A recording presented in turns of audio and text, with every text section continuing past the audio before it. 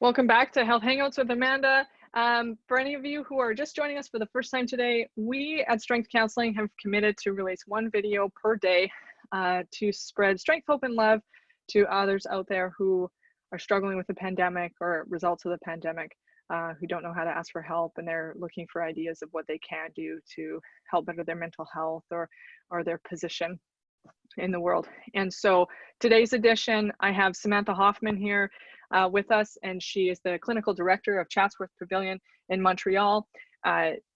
If people have been watching these videos daily, you'll see that there was a video with Dave Bielik and Richard Hoffman, who are also, well, we were promoting Chatsworth with all three of these interviews, and so they all work at the same facility.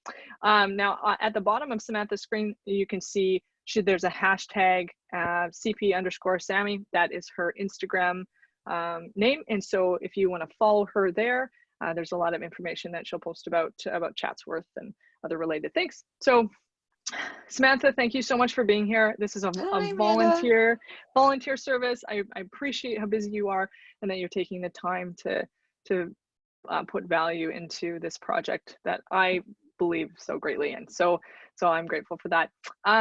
I'm going to hand it off to you and just have you introduce yourself and say, perhaps why you wanted to do this. You can talk about Chatsworth. You can just take the conversation any direction you want, and then I'll just ask you a bunch of questions. Okay, great. Well, a little bit about myself then. I got into this field as a result of sort of being born into it, if you will. So I am the child of several family members in recovery who have obviously grown and changed a great deal in their time in their healing. And in a way, I joke that I kind of grew up with the 12 steps, and I grew up with the philosophy that it inspires. And interestingly, though, I'm still very human with quite an ego at times. And so when I was younger and had to pick a major in college, I wanted to be as different from my folks as I could be, as different from my family members. And I originally was going to be an artist, a screenplay writer. And I went in that direction and did my studies in that direction. And it ends up, I could not do the starving artist gig all too well, and had to make some decisions for my life at that point. And this desire to help people, this desire to reach out and be of service to those who struggled, that's when that really popped up into my life and said, why are you running from this? And so I went back to school and got all the sort of necessary degrees to be now working at Chatsworth as one of the counselors here and as the clinical director. And but I still have that creative side too. And so though sadly, I never did write a screenplay of any sort. Presently, one of my go-tos for a creative way of managing any emotional turmoil that I might be experiencing is to write poetry. And so this is sort of my my thing. And as you might imagine, these days, there's been quite a bit of poems and poetic snippets and sort of just thinking in verse sometimes to help ease some of the strain and the stress. I'm also a mom of two, so I have 2 little ones at home, and trying my best to also oversee not so much, if I can prevent it altogether, but if I can help them manage the trauma that they're facing.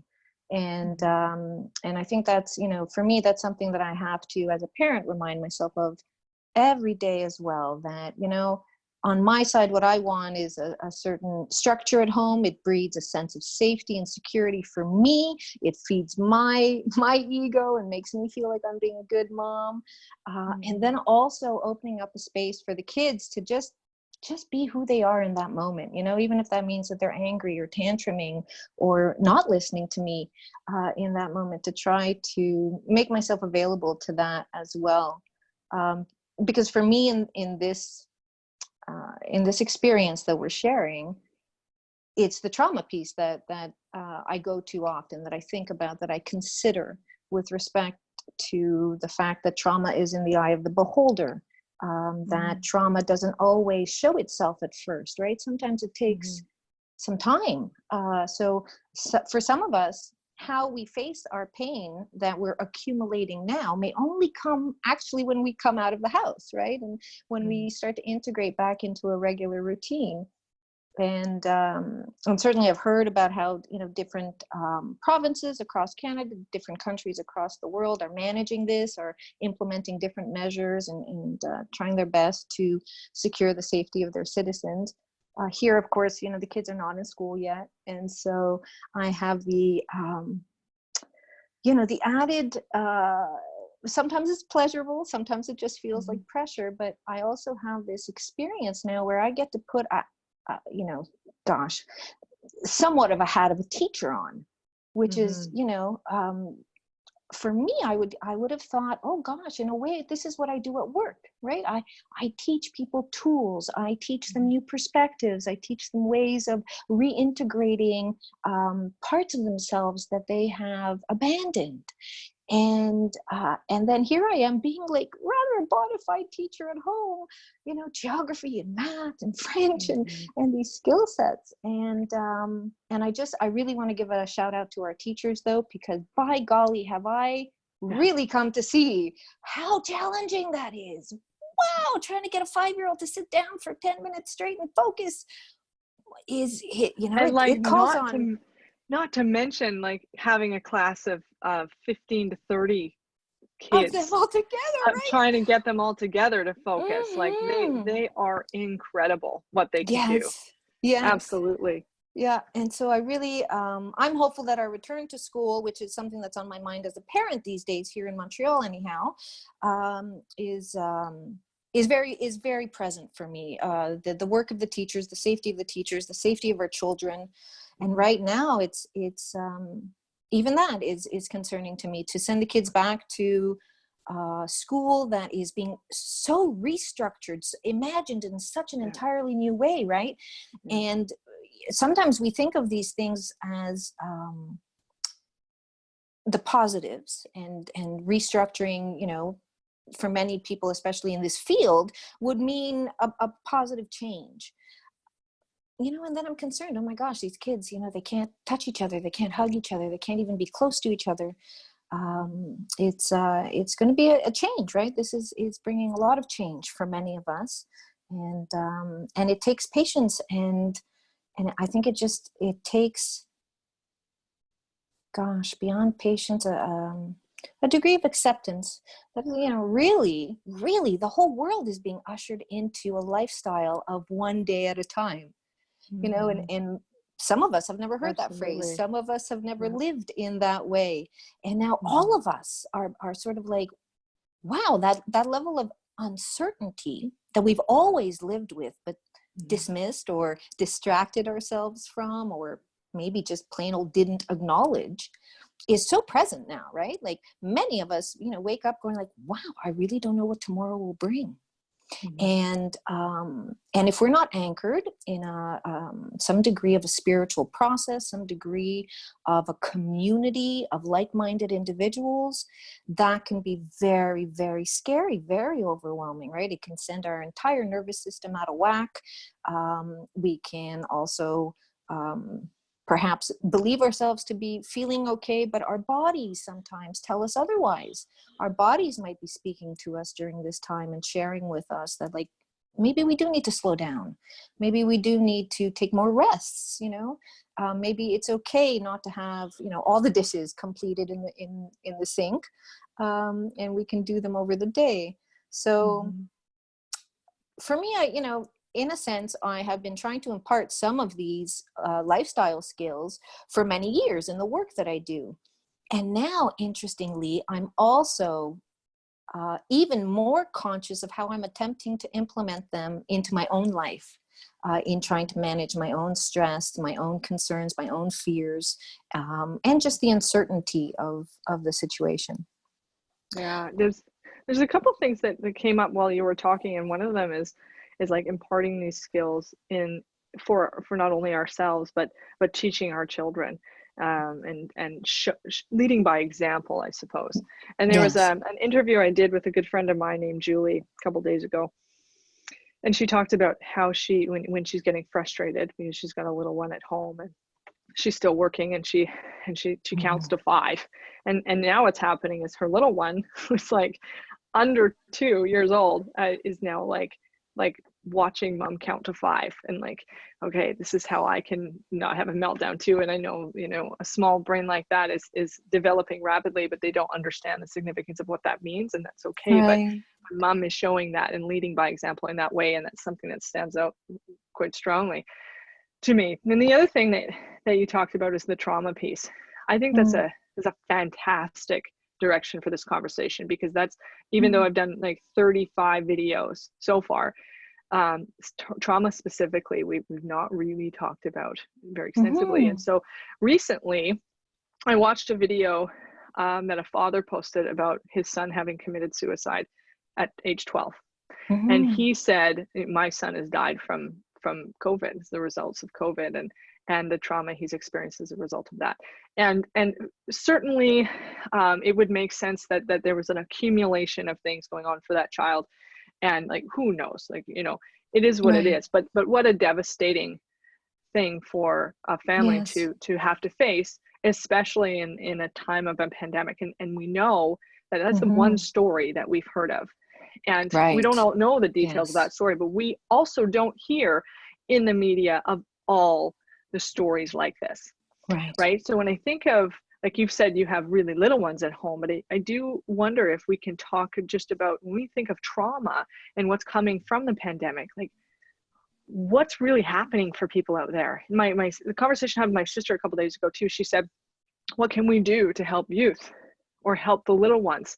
Because this is really hard for them. It's hard for us as adults, and we're trying to navigate. We had our own problems before the pandemic happened. Now everything is kind of blown up, and our little ones, it doesn't matter. I don't care how old they are. They're still our little ones, and they're struggling just as much in different ways.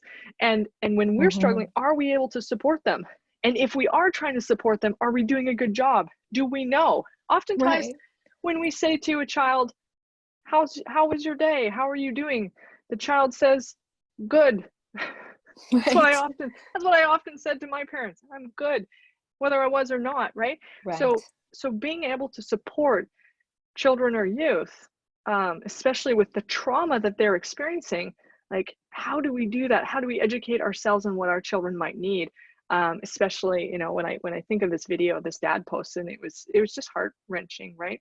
So I don't know if there's anything you want to use in that and go in a direction of that sort. Sure. Okay, and again, I'm sort of just riffing off what you shared. I do, I'm not going to be sort of name dropping, sharing stats, or getting into that kind of discussion about trauma. Absolutely. People can Google it and inform themselves of appropriate literature to read and so on and so forth. I agree. So what can I speak to? I can speak to my family system and what's been going on with me, right? Absolutely. I love certainly that. Staying, within my own experiences, always safest, right? Well, so at home, if it gets messy, we just let it get messy is sort of the truth of it. So my husband and I, we have taken on a form in our dynamic now vis-a-vis the children that feels to me more like a wrestling duo. We tap each other in or tap each other out, So we have to be far more honest with each other about, I really can't handle this, or I need a break, or like, oh my gosh, I want to rip my hair out. I'm like still frustrated for some reason. And so our communication has gotten stronger in a sense because typically when you're in a loving relationship, if you have some feelings that are more challenging, but they're not overwhelming, some of the thoughts we have at times are, I don't want to burden my partner with this, or I know they're going through their own stresses, or maybe there's even a little bit of shame or guilt that comes up. They're like, why am I feeling? He looks like he's doing just fine. What's happening? Like, why am I feeling this way? And so sometimes some of that, those dialogues, sometimes we choose not to have them. In a case like this, right, where, by golly, we're spending a lot more time together than I think we may have in our entire marriage. It's a lot more time with the kids, right, without any buffers of really allowing any of us to talk to other people, at least not face to face, right? So yeah, so that dynamic developed rather organically, thank goodness, between my husband and I, but it really is more tag teaming. So we give each other some space, and we try to let each other hide in different parts of the house and keep the kids, away, and let, go, watch something on your phone, or read a book, or take a nap. And then with the kids, it, frankly, it just, sometimes it gets messy. And for me, what feels safest or feels most comforting is just to let it get messy, right? So in the past, where I may have insisted that my child try to think through what they're experiencing, that we might try to really be implementing tools with more, conscious awareness. It's like, no, let's just, now we're grumpy, and oh gosh, you're frustrated, and we want to stomp, and let's just stomp. And, and if my kids and I, if we're having some degree of misalignment or miscommunication, I'm far more forthcoming in these days to share with them. They're like, I'm really getting frustrated here, and we're going to have to do something, because I'm going to need a break, or we're going to have to change our behavior. And actually, that level of honesty, I'm discovering, appears to be soothing to them, to see that, okay, mom and dad don't have it all together. We do have our own moments of kind of being sad, being grief-stricken, hearing stories like you mentioned, right? I have been consciously trying not to binge on news or media, because my nervous system is just way too sensitive for that. If I hear too many stories of the struggles of those in this world, it can bring me down. And in a way that then I'm of no help to my children. I'm of no support to my partner. And certainly I'm also of no support to the people I'm trying to help here at Chatsworth. And so I've had to make certain concessions like that. I like to consider myself an informed individual in terms of, world affairs. And I had to make a conscious decision to say, like, no, I need to step away from that. I have my sort of like, it's kind of like having my cup of coffee in the morning. I have my one news brief, and then unless something, quite important comes up, I will hear it. Someone will share it with me at some point. And I do that to try to protect myself and my capacity to contain my emotional experience in order to be present to my children as best I can. And then frankly, there are days where I have to just admit that, and accept, I was not present to them today. I had a tough day. I heard something or learned of something from someone else that I care about that touched me in a way that I'm distracted. My mind is elsewhere. My feelings sometimes, right, are elsewhere. And but we're in the house together. We can't get away from each other. And so for me, the most comforting thing was just to simply be honest about that. And so in fact, what I've seen is just a greater degree of open and honest communication. Now with that means it's messier, right? And so we have to be just as honest about our struggles, our pain. I'm also trying my best to be as welcoming to my own children about their anger towards me, about their frustrations with me, about their irritation with me. And they have many, it ends up. And so I have to take that in too, and have a willingness to be like, okay, I'm not perfect, and I'm going to make mistakes, and that can be okay. And we can talk about it, and we can work through it, and we can make a space for that. Right. And similarly, it's been the same. I'm doing some, in terms of my professional work. I've had many of my, so I have a very small private practice, but I've had many of my private practice clients sort of disappear in this time. They are very, occupied with whatever is pressing at home, their own work or financial situations, and making time to teleconference with me is just not realistic presently for some of them. And then for others, I see such a range, right? Some are doing,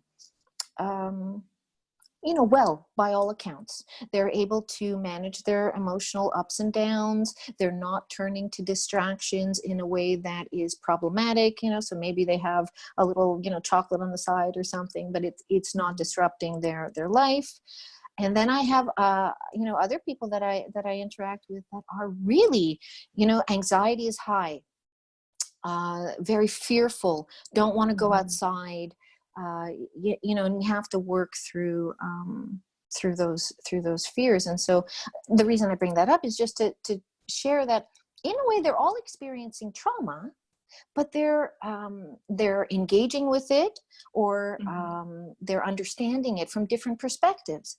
All of them valid, all of them legitimate, and most importantly, from my perspective, this time calls for each of us individually to become so well acquainted with and accept that part of us that gets scared, that part of us that gets frustrated and like, what the heck is our government doing, or so on and so forth, or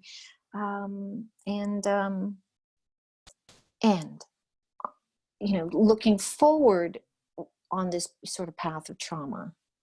Where my fear comes in, or where my insecurities arise, is kind of having a theoretical understanding of trauma. I think to myself sometimes when I get into I guess a bit of a darker headspace, I consider, oh my gosh, so many people right now are wearing a mask, and so many people are putting on the strong face. And of course they are. And it makes absolute sense why it is they're doing what they're doing now. And then I think, oh my gosh, 3 months down the road, 6 months down the road, when that mask comes off, what will arise then? How the children, for the most part, at least, if I look at my kids are still kind of, in the world of recovery, sometimes they call it like the pink cloud, right? They're still tripping on the fact that they're not in school. And that's like a real novel thing for them, and real kind of fun thing, like, whoa, we're not in school. Okay, but that's going to wear off at some point. We don't know what's happening with things like summer camps, and so there might still be a lot of time at home just with mom and dad, not too many other people from whom to bounce and reflect ourselves off of. And so I am watchful and sort of cautiously optimistic, but curious. In 3 to 6 months, what will I see within my professional work, with the people that I work with? What will I see within my own children? What will I see within myself? Because in a way right now I'm trying to put on that brave face. And though I have moments where I have broken down, I have cried, I have grieved, I have considered just the enormity of the amount of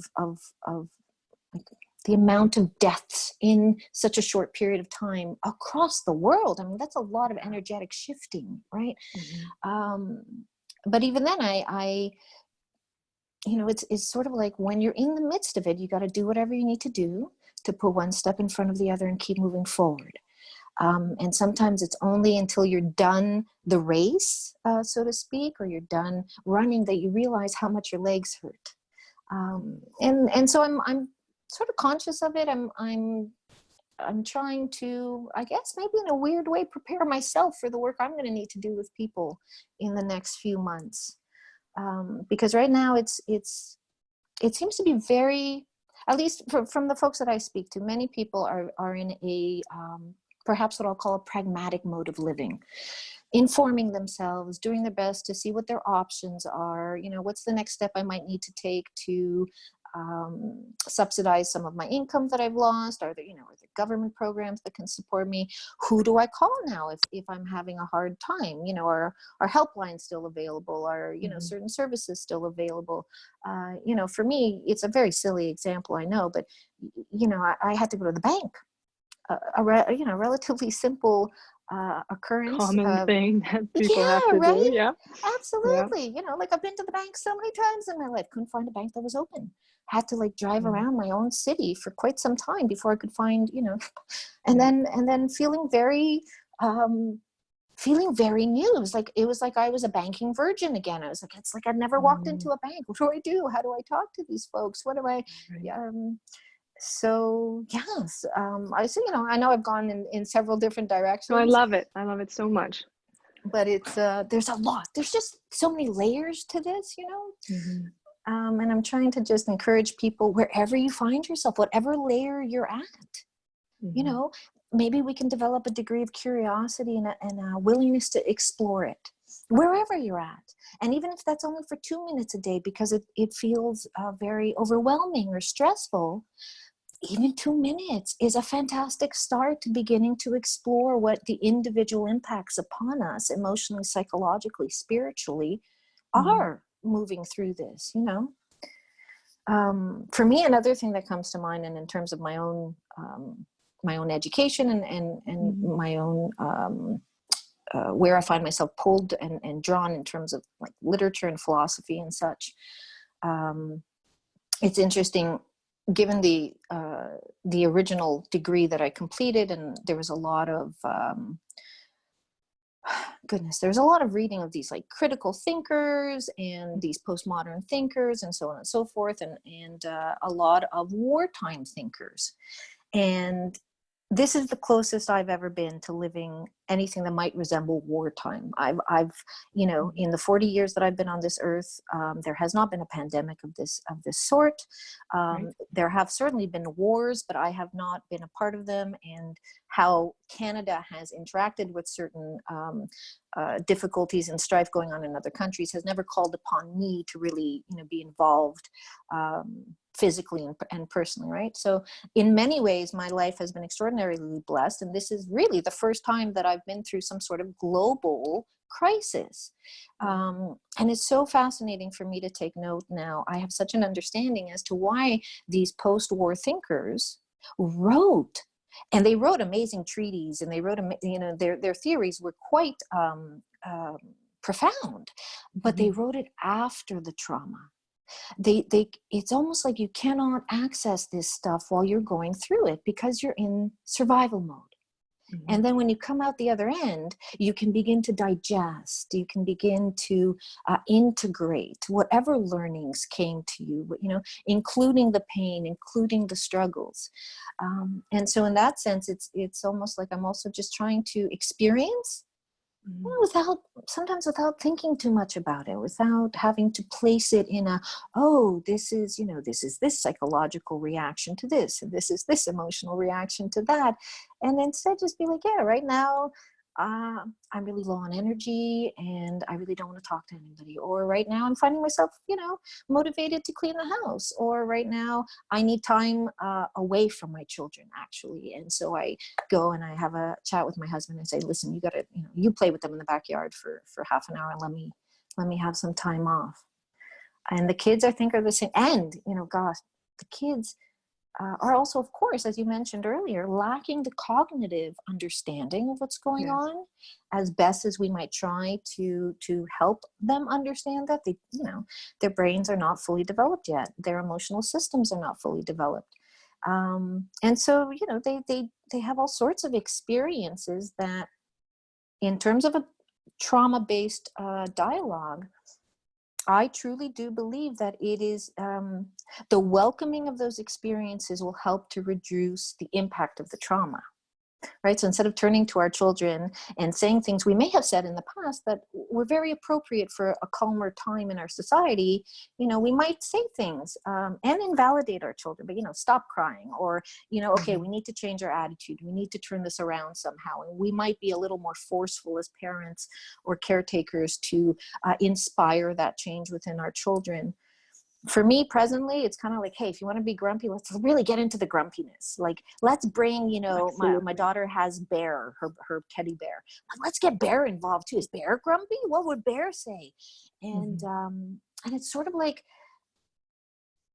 it's a willingness to go deeper into some of that discomfort, deeper than even I, you know, a trained clinician, was willing to do before this experience. And so in that sense, it's also changed me and is in the midst of changing me in my willingness, and thus my capacity to engage with that, to say it's okay. We feel icky today. We feel, you know, bored. Oh my God, boredom. You know, the first few weeks of this pandemic, watching my children sometimes just stare blankly out the window, I thought, oh my gosh, you know, like, I should do something. I should come up with an arts and crafts. I should, you know, somehow I should change this. Like, this is not okay. And now it's like, hey, you know, wow, one silver lining, maybe my kids, who have a lot of energy, are learning how to just be bored, you know? And can that be okay? Can it be okay to just stare out the window and and consider what thoughts come up, and or just enjoy the cloud in the sky, and without having to always do. We came from a parenting style that for many of us was like, let's schedule our children school, after school activities, lessons, learning, and now it's like, hey, and as parents, my husband and I have chilled out. Oh my gosh, so much more than we ever were before. Yeah. Yeah, it's like, and it was, in March here in Montreal, it was spring, it was, wet and icky and muddy. Yeah. And we said, go play in the mud, we didn't suggest flinging mud at each other, but stomp in the puddles and, get dirty and go and have a good time with something very simple. Yeah. And the kids were like baffled. They're like, at first they were like, okay, you're pulling our leg here, right? We're going to get in trouble if we do. Is this a test? Like, what's, I'm like, no, God, what? Let's just try to take some of the pressure off, Yeah. Mm-hmm. And, and as a mom, I have it's a mixed bag. I have extraordinary guilt for coming back to work. Of course, we are considered an essential service. And on one hand, I'm extremely grateful for that. And then on the other hand, I'm kind of like, shoot, to be honest, it's like, it's a tough call now. And I have other friends in my network, one of whom is a kindergarten teacher, and so she's been called back to work, and so she's got to leave her teenage aged kids at home alone because there's no babysitting anymore, there's no grandparents, there's no potential help, and so she has guilt about that, even though they're of age to manage a few hours at home without any concern. So it's just, what a roller coaster, right, for all of us. And as much as we can, I think, acknowledge, hey, we are, like, let's be honest, we're on a roller coaster. We're not entirely certain when it's going to stop. And by golly, some of us really get, we get sick, we get nauseous on roller coasters. It doesn't work well for us. And it's like, okay, let's, at least try to be accepting of where we find ourselves. Well, and that's the key right there. I love what you said. It's the acceptance of what we cannot change and the uncertainty, right? I often believe that we're not in charge of what happens to us. We're in charge of what we do with it. Exactly. Right? Yes. And so trauma comes from what is happening to us. And yes, like it's not, I always say to people, it's really, and myself, I say, like, it's really important to face whatever is happening right now, whatever the wave is, whatever the emotion is. And I don't even, I may not understand it in the moment. I certainly don't understand the impact of trauma until I really feel it after the race. You say your legs hurt afterwards, like 24 hours after you do a long race, like that's when you're really gonna feel it. And I love that so much, because in the moment, all we can do is just allow it to unfold. And what we see often, of course, as you know all too well, with addiction, people often, they're like, well, I'm just going to have a drink. Like, this is not something I'm willing to do. I don't know how to have these conversations. I don't know how to talk about my emotions. I'm just going to cover it up, or I'm going to do whatever I can to get away from this. And unfortunately, what happens is that it just follows us. It's like a shadow, right? It never goes away. It compounds. And I call this a volcanic effect. If we get to a point where now there's all kinds of problems as a result of us ignoring, facing our feelings. And then we have this volcano that explodes and destroys everything around us. Right. And that can come in various ways. And so as you're talking about children and how, and yourself, and I love the vulnerability you're showing up with, I appreciate that. We are teaching ourselves and those around us, including our children, how to accept what is and allow it to wash over us, because there's nothing we can do. Like, a lot of parents say, well, I have to keep my child engaged and I have to do this and that. And it's like, well, there is so much value in a child learning how to sit and stare at the clouds outside. Because when the child is doing that, or a human is doing that, I looked at the clouds the other day and was like, wow, like that looks like whatever it looked like, a dragon or whatever it looked like that day. And I had thoughts that came from staring at that cloud. And there was like a defragmentation in my brain that was happening at the time, saying, okay, I'm noticing that I'm feeling stressed about this thing. And it came from looking at this cloud, you know, and that is so important, because when we're go, go, go, we can't see that. We're always trying to fill it with something else. So even if it's not addictive in nature, we're not trying to run from it. We're still trying to fill the boredom. It's like, it's like, as you would know, you know, in group therapy, when we're running group therapy, and then there's just silence. And we just let the silence wait to see who talks first. Right. And then somebody gets, you know, really nervous. Everybody starts to, oh, the longer the silence goes, we get really nervous. And then somebody breaks it because they have to fill it. And it's about learning how to sit in that discomfort of the unknown, or watching the judgments that show up. Oh, I should be doing something, or I should, you know. So should we be constantly keeping our kids engaged? Well, I think there's a big difference between neglecting our children and not caring what they're doing, and allowing them the room to engage themselves in their thoughts. Right, exactly right. And so there's two big pieces here in this conversation that I love so much. It's acceptance of what is, and the value of that, and allowing these emotions to wash over us without trying to change them, and noticing that they do dissipate. They always dissipate. Things always change. The great, I'm saying I'm having a great day. Well, that's going to change. That day's going to end. I'm going to go to sleep. I'm having a terrible day. I'm emotional. I have all these feelings that I don't know what to do with. That's going to change. That's going to dissipate. And so acceptance of what is, we actually allow, and I don't mean this in a religious sense by any means, but a spiritual connection to something greater than ourselves. Right. Like, we're not in charge. This is not up to you. Like, you can't, you are now confined. If you thought you were in charge before, you're really not in charge now. Right. And so it's like the universe saying, now it's time to actually sit down and listen. Like, stop it. Stop doing, just listen for a little while. And I'm going, okay, like, even me, I work a lot, you know, and I run around a lot, meeting to meeting.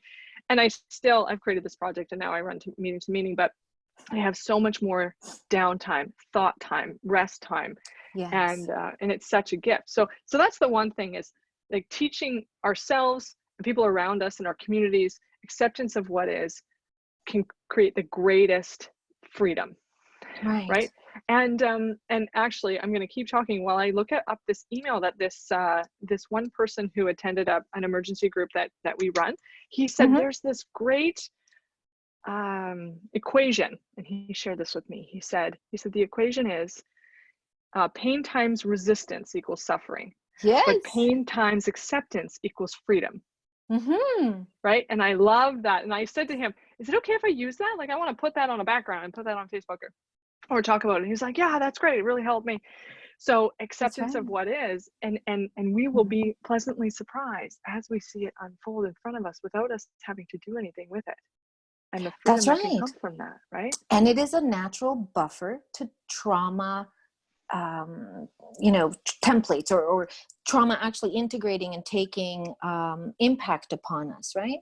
Because it's the shoulds that come in, right? I should be happier, I should be stronger, I shouldn't be crying as much, I shouldn't feel anxious, and these stories that we tell ourselves that come in to try to cancel out the act of accepting, of just this is where I'm at right now.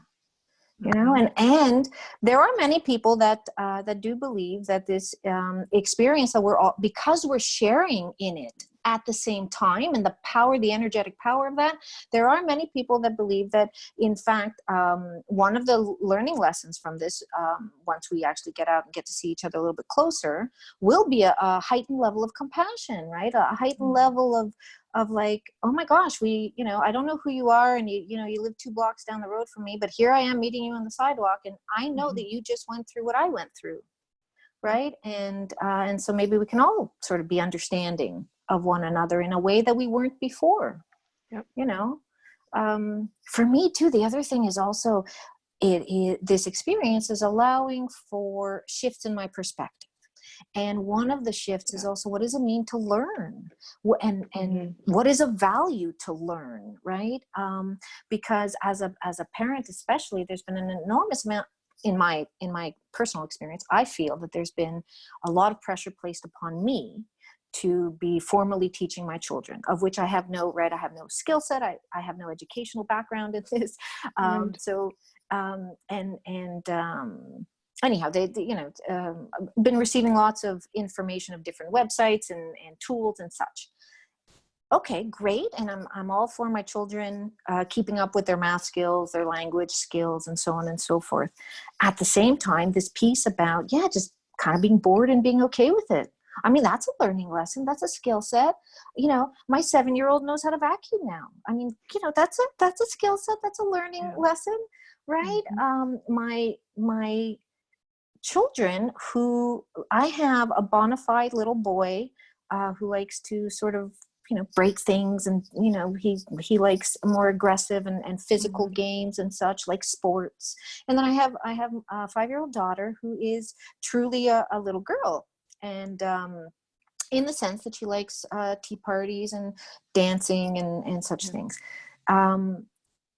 Their interests are not particularly aligned, and yet in this time they have been able to establish a sibling relationship with one another in which they can get along. They can find points of interest. So sometimes my daughter has to find a little bit more athleticism within herself than she may have thought she had before, and my son has to find a little bit more gentleness within himself, or the capacity to sit down and do a puzzle with her that he might think is a little less than exciting. And in that way, right, they're teaching and learning from each other.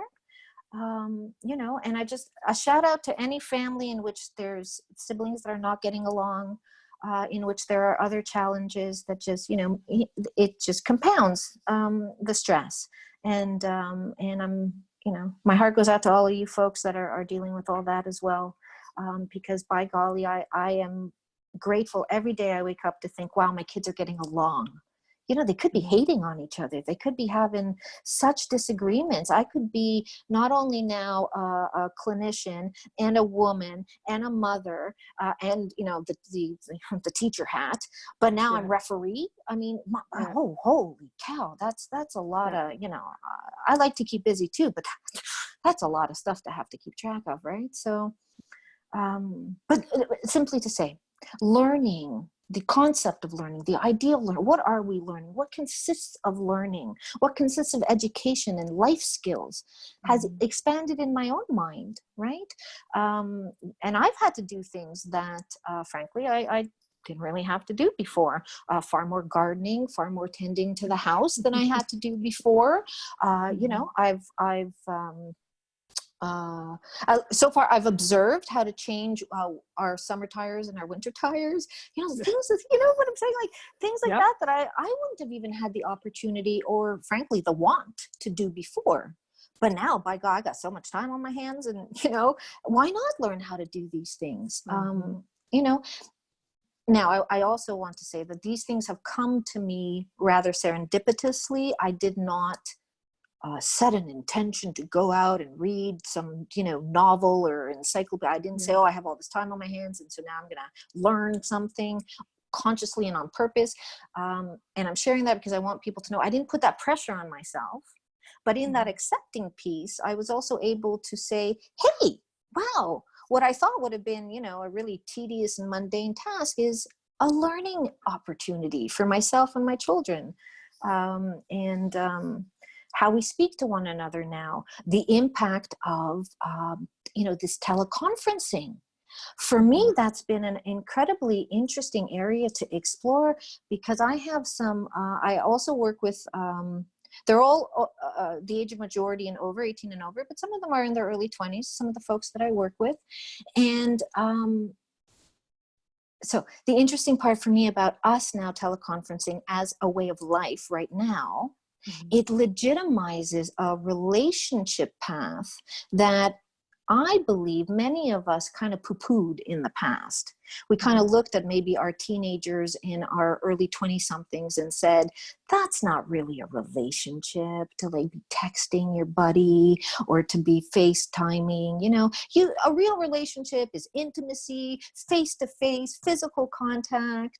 At least these were some of my presuppositions of what a real relationship meant. And now here we are all interacting with one another in this medium, in this format, and in a way legitimizing a space that was, a space that people of my generation and older may have considered a space only for millennials, right? Or a space that was like for the youth of today.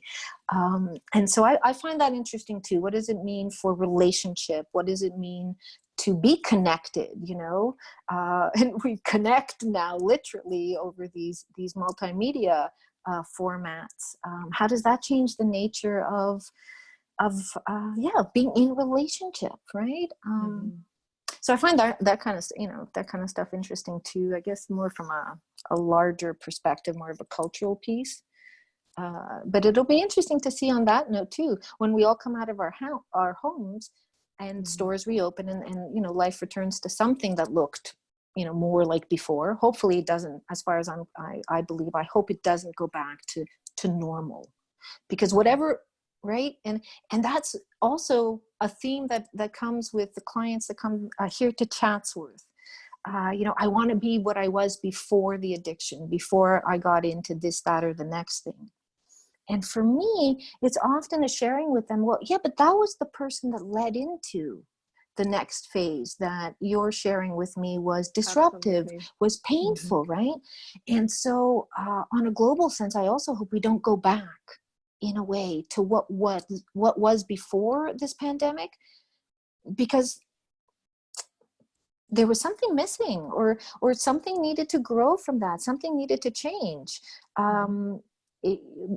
If we got here, and if we got here, whatever the future should hold, I hope is different than the previous normal. I don't know if I'm saying that as clearly as I would have liked to. What I'm taking from that is this idea that we're building this foundation through knowledge and experience and coming together. And so, to think like, oh, let's go back to normal. It's like, well, we have so much more life experience and Yes. understanding now. Once you awaken to a truth, you can't turn it off. You can't be like, oh, hopefully not. Yeah. I mean, unless of course you mask with addiction or things like that. But if you're really paying attention and you're tapped into what's true, you can't turn off something that has allowed you to become more awakened. Right. And so, yes, like whatever is going to unfold in the world coming forward, I anticipate that, and some people will and some people won't, but as a collective, I imagine that we'll be taking the learning and the experience from this and applying it to build another layer of foundation in the world to come, right? And I think that it will change. It will change, like the digital age is now, like this is just going to be so different. How many people how many people will not go back to the office after this? How many people, there's be a lot of people who are so tired of being confined at home and be like, I have to leave, I have to go back to the office. But there'll be a lot of people who say, I really like this. I really actually want to work from home. And that might change their career path. I mean, a lot of people are starting digital businesses now. And I mean, I'm big on that. I've been in digital business now for 7 years, and I've loved this the whole time. And so I'm certainly going to continue this, but more people are paying attention to what's possible for them. And that's really exciting. So I hope the world that comes out of this is one that has a stronger foundation, one that is informed, one that uses the struggle and the trauma and the challenges to create something fulfilling, right? And so if I come full circle here and I come back to when you mentioned trauma at the beginning of this conversation, like my hope for anybody who's listening to this video is that it makes sense that you might not be able to see right now the impact. You might feel it, not know what to do with it. We're really encouraging you, and we'll speak for you, but certainly we're encouraging you to focus on acceptance of what is, doing what we can with what we have, which this podcast has been about from the beginning. Do something different, help yourself to day by day function in a healthy way or improve your mental health and your position in the world. But then afterward, when you start to fall into some understanding about the impact of this, the trauma that's come from this, get some help. Because absolutely. I don't know what your experience is, but mine is, professionally and personally, I could not deal with my trauma by myself. once I finally No. realized how impactful it was. And in the time when it was happening, various, experiences of trauma, when it was happening, I was like, oh, I can handle this, and I did Yes, what I needed to do to get through it. But after the fact, absolutely. years later, I'm still sitting in, like yesterday, I had a conversation with someone. I was like, wow, like I'm still experiencing trauma from so long ago. And this is coming up again and coming up again. And so Yes. despite being my own level of seasoned professional in this way, I still have work I need to do from trauma Right. I've experienced from the past. So the Yeah. message and the invitation is, I hope, like, please get some support. And right now, if you don't know what to do right now, get some support now. And that's going to be more crisis support. Like, what can we be doing on a daily basis? But what I do believe, you're right, Samantha, we're going to find in the future is that a lot of people are going to go, wow, like I'm really hurting as a result of what happened. And I didn't realize that until right now. And that's when Right. we need to uncover those layers, because every day that goes by, we're covering layers of trauma and then Yes. experiencing more trauma. And so, yeah, so I Right. think I'm just hoping that people pay attention to that, because it follows us like a shadow when we don't look at it. Yes. Yes. Absolutely. I totally agree. And yeah. And at the same time, it's it's a balance between um, making decisions that, okay, I have to do this and I have to put one foot in front of the other, but also trying to listen to ourselves when we say, hey, take a break, and it's okay to kick our feet up, and it's okay to and for the parents out there, it's okay one day not to do an arts and crafts, and it's okay to just sit with your Yeah, kids and just, just hug them and just talk about the clouds, right? We can take some pressure off in that way too. And absolutely. yeah, Yeah. wonderful. Wow. Well, this is a great interview. I'm again really grateful that you took the time to do this. I sense Thank this is you. a really natural place to close. But before we do that, just what was this like for you, and if there's anything you want to share in terms of a takeaway or putting a bow on the theme of what we've talked about today for you. Oh gosh. Well, of course there's the experience of it. And, so I was a little nervous at first and didn't know how this was going to unfold. And so there's all that, that is Yeah, now settling as I can feel the end drawing near. sure. But again, for me, I mean, of course, sharing my own thoughts and my own views on this. But it's a friendly reminder, even speaking the words, right, is a reminder to myself that it's okay to go gentle in this time. And, when those shoulds come up, and by golly, I got a loud should voice that comes up sometimes, we just it's okay. I got this. And, yeah, we'll do the dishes, tomorrow if we need to. And we can take a deep breath, and don't forget to breathe, like really for the whole system. Breathing can be, as simple as it is, it can be extraordinarily helpful. Yeah, and there was an interview we did with the founder of Breath Control, like Mm, weeks and weeks ago, and Tyler is like so just, you can look up Tyler under our list if you want to look into like techniques for yeah. breathing. Very, Oh, very valuable great. stuff. Like, we take often for granted, like, the fact that we can just breathe normally, we don't have to think about it. But they're actually, when we Hmm. pay attention and we induce, mindfulness into that, it's amazing the Yes. releases that we can achieve as a result of focusing on our breathing. Totally incredible. So Yeah. so this has been great, Samantha, and having not met you at all prior to today, it makes it No. even neater, that two people who haven't met each other, have heard about each other, come forward. And I've done this now with a few people. It's incredible for me to see the connection that can come through strangers, right? And the way this video series started was me looking in my address book, starting at A and working my way down. And I haven't That's even gone through the whole amazing. address book and saying like, hey friend, hey colleague, hey staff member, like, are you willing to do these videos with me? And now it's coming out of the woodwork, which is super beautiful, as people are noticing and saying, hey, I want to join the conversation. And we have strength in numbers and being able to talk about how we can brave the storm together, because it will end.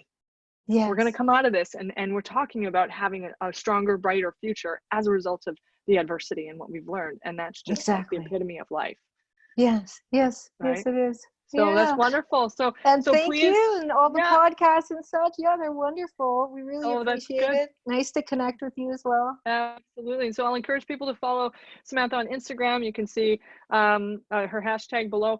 And if you want any more information about Chatsworth, please shout out to Samantha or Dave or Richard. Absolutely, yeah. And yeah, if you want any more information about us, please shout out to us about what we're doing. And of course, if you want to join the conversation, please do let me know. So, all right, Samantha, well, have a wonderful evening, because I know it's 3 hours past there. Yes, thank And you, and thanks have a again nice rest of for your day. joining us today. Thank Okay, you. take care. Bye. Bye.